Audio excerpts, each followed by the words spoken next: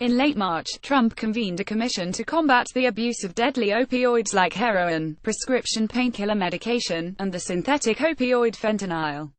With approximately 142 Americans dying every day, America is enduring a death toll equal to September 11 every 3 weeks, wrote members of Trump's bipartisan committee, referring to the 9/11 terrorist attacks on the American homeland that killed nearly 3,000 people.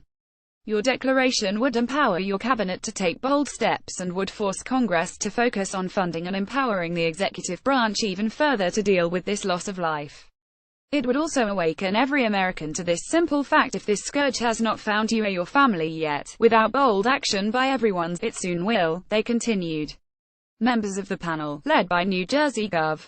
Chris Christie, described their request for Trump to declare a national emergency as their first and most urgent recommendation. In May, Drive. Thomas Gilson, the chief medical examiner for Cuyahoga County in Ohio, dubbed the nation's overdose capital in late 2016, told U.S. lawmakers that coroner's offices across the United States are facing personnel shortages and equipment failures due to the number of overdose fatalities.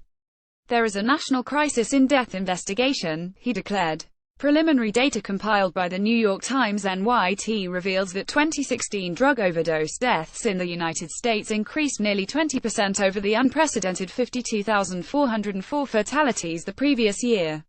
According to the latest figures from the U.S. Centers for Disease Control and Prevention (CDC), the record overdose fatalities in 2015 included 33,091 opioid-linked deaths, more than 60%.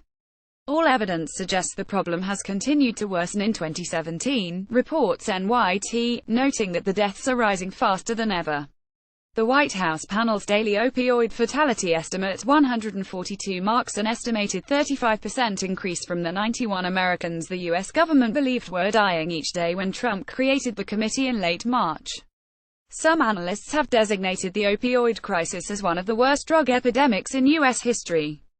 The opioid epidemic we are facing is unparalleled. The average American would likely be shocked to know that drug overdoses now kill more people than gun homicides and car crashes combined, acknowledged members of the White House Commission.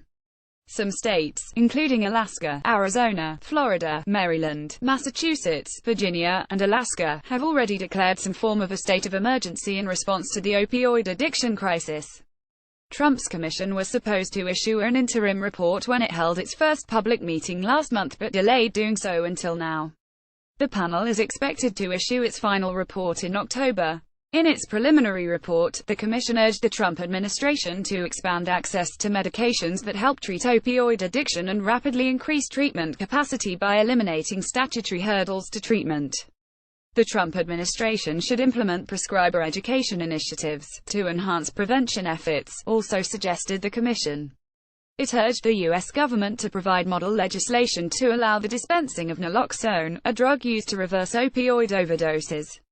Moreover, the panel called on the Trump administration to prioritize funding and manpower to DHS, the FBI, and the D to develop fentanyl detection sensors as soon as possible and share them with federal, state, local, and tribal law enforcement agencies. In the United States, the deadly synthetic opioid fentanyl primarily originates in China and Mexico. In 2016, specific states witnessed an escalating number of overdose deaths due to heroin and/or phenyls, in some states vastly exceeding deaths due to prescription opioids, noted the commission. The U.S. Special Inspector General for Afghanistan Reconstruction (SIGAI), a watchdog agency, has urged the Trump administration to examine the possible link between record opium production in Afghanistan and the heroin deaths in the United States. Cultivation and production of opium and its heroin derivative reached historic levels in Afghanistan over the last few years, along with opioid fatalities in the United States. In Afghanistan, the world's top supplier of opium and heroin, some U.S. troops have been investigated for possessing, using, or distributing heroin and other opiates. U.S. military troops in the war-ravaged country have also fallen victim to fatal opiate overdoses.